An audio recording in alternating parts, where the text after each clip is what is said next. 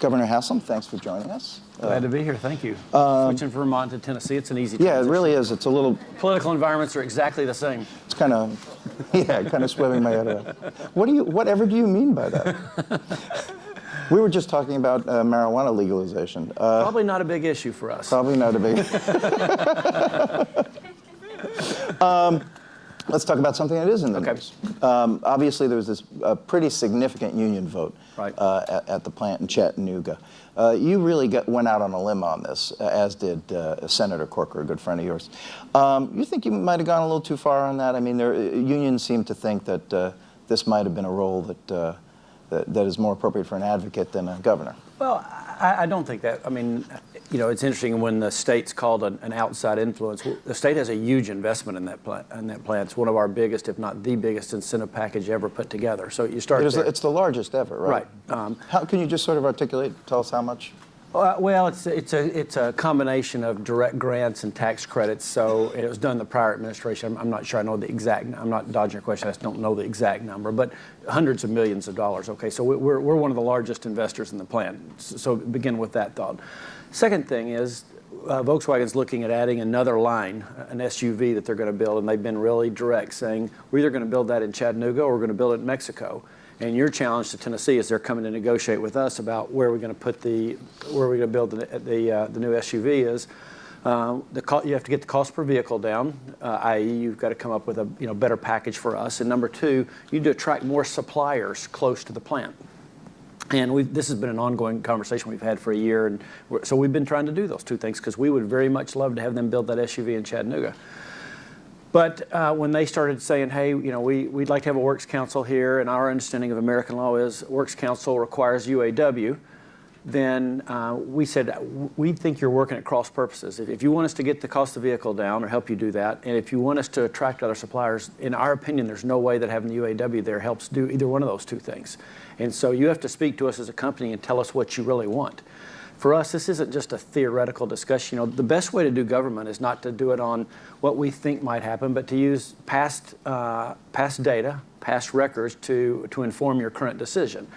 And we, in the early 80s, had two plants come into Tennessee. Nissan built the first Japanese automaker to build a plant in the U.S., built a plant down in Smyrna, Tennessee. GM, at the same time, built a plant in Spring Hill, Tennessee. They're really close to each other, both in Middle Tennessee. We can track the record of what we've given incentives to Nissan, what we've given incentives to GM, the employment at each one of those, the capital investment on an ongoing basis. The GM plant's been in and out of business. The Nissan plant has just continued to grow. So, if I was a CEO of a company instead of the governor of a state, before I got ready to make an investment, I'd say, what's the return on investment for our shareholders? And there's no way you don't make a different type investment when you have that kind of track record. But isn't it interesting that VW itself came out and said that they were somewhat supportive of the union, and in fact that the workers in that plant now can't participate in that council? Well, it is. Remember, a couple points there. I would argue that people who are saying, well, you have these politicians today, Corker and Haslam, inserting themselves in the argument.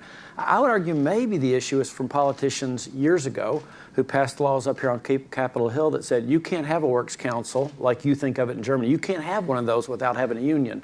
So maybe that was where the improper political argument was made, because if not, you have a situation where Volkswagen's saying they want a works council. We're saying we're fine with a works council as you define it. And the workers at the plant are saying they want a works council. It's U.S. law that prohibits them from having the kind of works council that they would like and we would like. The other thing I thought was interesting is we saw in one of your local papers that I think it was your economic development director, a couple of days after the vote went down, said that he wasn't so certain at the moment that you could put together a set of incentives for Volkswagen, that the fate of the expansion was somewhat in doubt. Can you kind of update us on that? No, I think what Bill Hagerty, who's our Economic Development Commissioner, meant was, we have those ongoing conversations with VW today. And so when everything, to be honest with you, when everything got red hot around the UAW and the vote, they kind of said, well, let's wait and see what happens. And we said, we think that's best as well. I think what Commissioner Hagerty was just saying is, hey, now that that's over, VW had kind of intimated to us, hey, as soon as it's over, we'll come back and re-engage in negotiations with you. And Bill was just saying, now that that's over, we're doing that. We're having discussions, but we don't have a done deal. Do you think unions in general, as a force in this country, are dead or dying?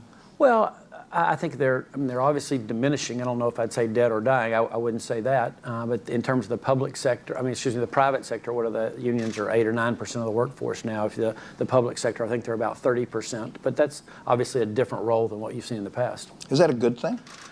Well, I think in cases in the past, unions have played good roles. For us, again, the point I was making before, for us as the state, we can compare track records. We have a track record of two companies start at the same time. One was unionized, one wasn't. We can see the kind of return we've gotten off of that. I've got a responsibility to taxpayers to, if I'm going to put an incentive package and make certain it's a good long-term deal for the state.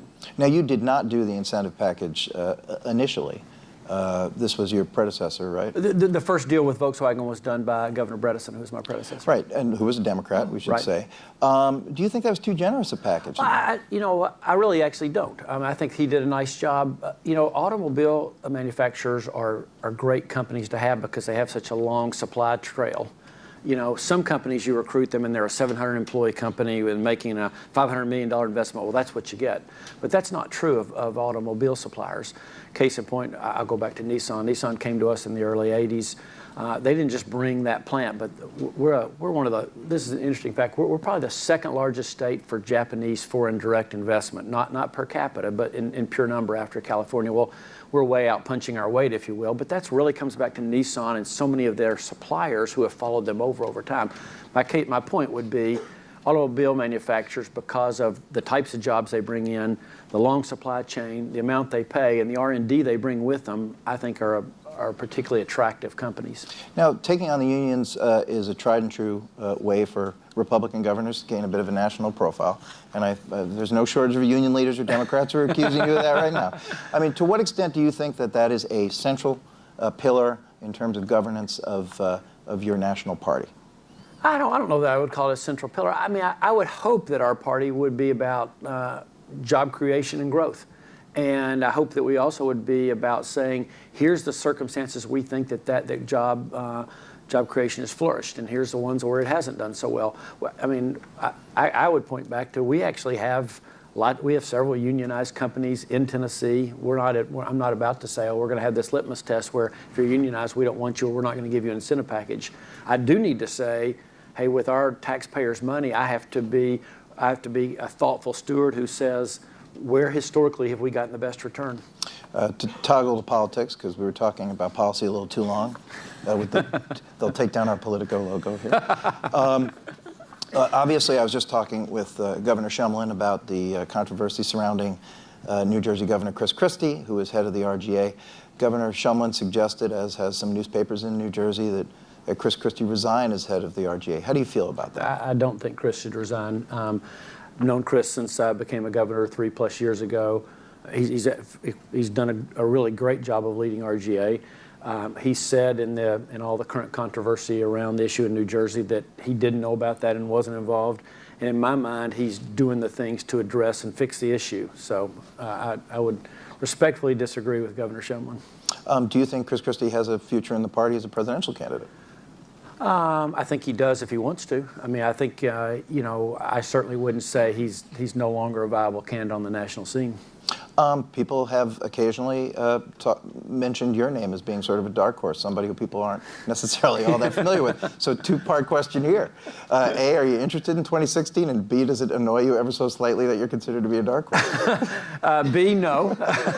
Flattered to even be a dark horse. But no, I'm serious. I know everybody says that, but I'm seriously not considering that or planning on that one bit. Now, one of the reasons why people are interested in you is because you've really seemed to have navigated this line between, you haven't necessarily alienated the Tea Party folks, but you've also challenged your own legislature on occasion.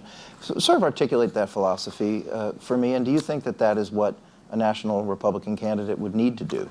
Well, I think that's my approach for a couple of reasons. I came out of this from being a mayor, and being a mayor is a great preparation for being a governor because it's about solving problems and real problems. I mean, you learn real quick as a mayor that you might be interested in these big policy issues. What other folks want is they want their street paved, they want their garbage picked up on time, all the basic issues of life. So you come into this role with that, a kind of a real practical viewpoint of it.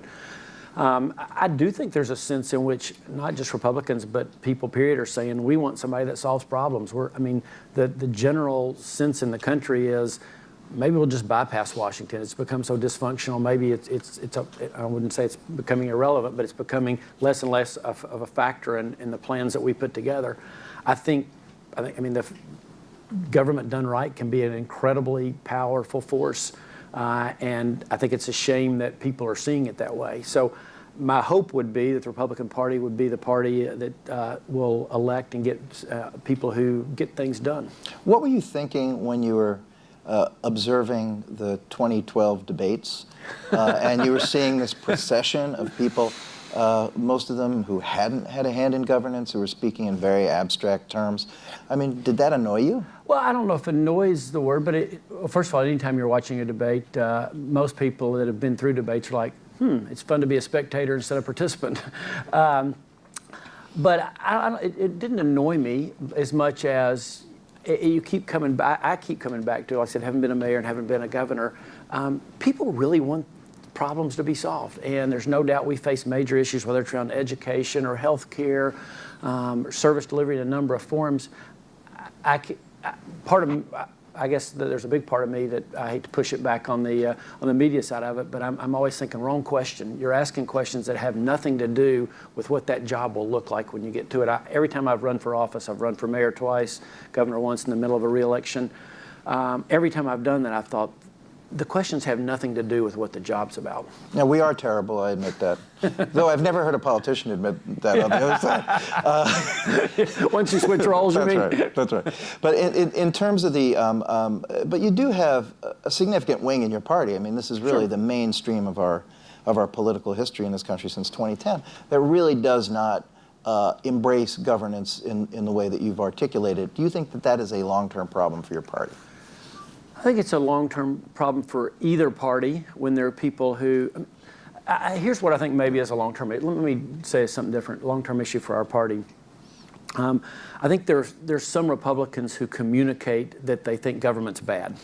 And I don't believe that. I think government has a really proper role. And anytime we tear down the whole idea that governing is necessary is wrong. I mean, I think it was Lincoln, I'm going to mess his words up, but said something to the effect of, government is about buying those goods and services that people can't buy for themselves. We can't build our own roads, we can't build our own schools, et cetera.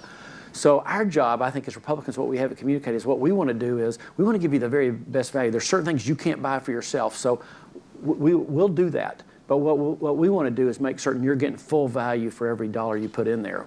That's what we should be about. Now, Bob Corker, who, if I'm not mistaken, was your brother's roommate, That's right. You've done good work. Yeah, I've known Bob since I was 18 or 16. So when they shared a room, it was a wreck. It was a real wreck.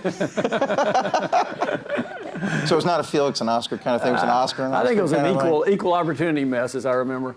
Well, Senator Corker has cleaned up pretty well over the years, I would say, as has your brother. I don't want to be equanimical here. But Senator Corker has not been shy about taking on the Tea Party wing of at least his party in the Senate. And he's had some somewhat uncharitable things to say about Senator Cruz recently of Texas, sort of talking about him obstructing the deal and suggesting that he was kind of playing for the cheap seats and talking to the C-SPAN cameras. To what extent do you think that is true about Senator Cruz, and in general, is that a problem? I'm really not the right guy to ask the question. I hate to say it, but I don't spend a whole lot of time watching the day-to-day maneuverings in the Senate. Like I said, Senator Corker and I are friends. I engage a lot up here on issues that impact Tennessee, but I don't spend a whole lot of time on the day-to-day political moves.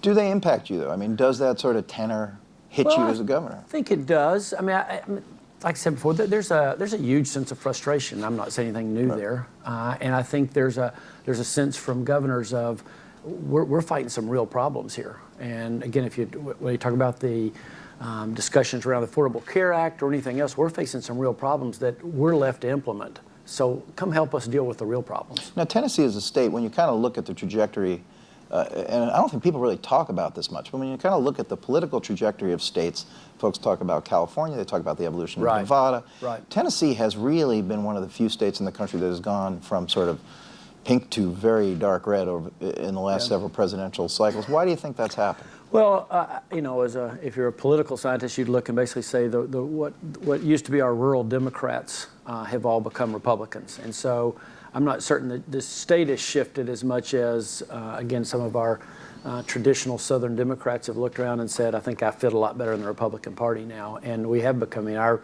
our state Senate is 26-7 right now, and if I had to bet, the Republicans will pick up a couple of more seats in this 2014 election. So there's no question we become, I mean, I think Romney won by 20 points in Tennessee. Could Al Gore get elected to any office in your state now?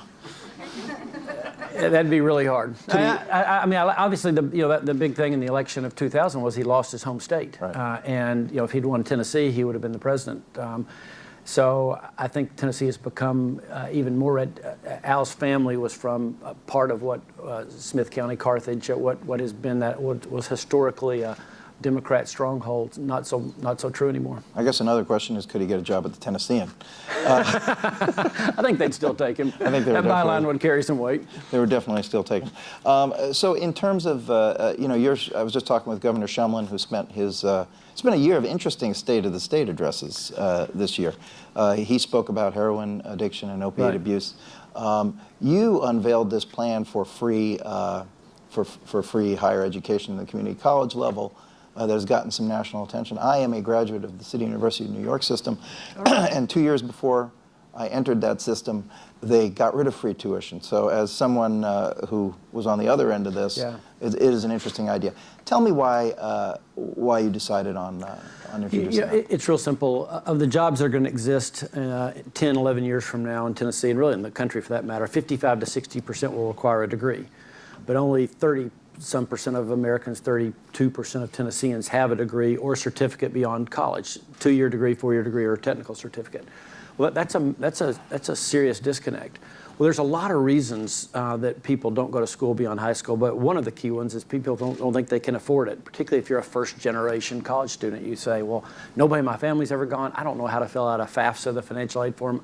Never even heard of the ACT. All those things that you and your family might know. Okay, yeah, March 23rd is the ACT. You've got to take it that day.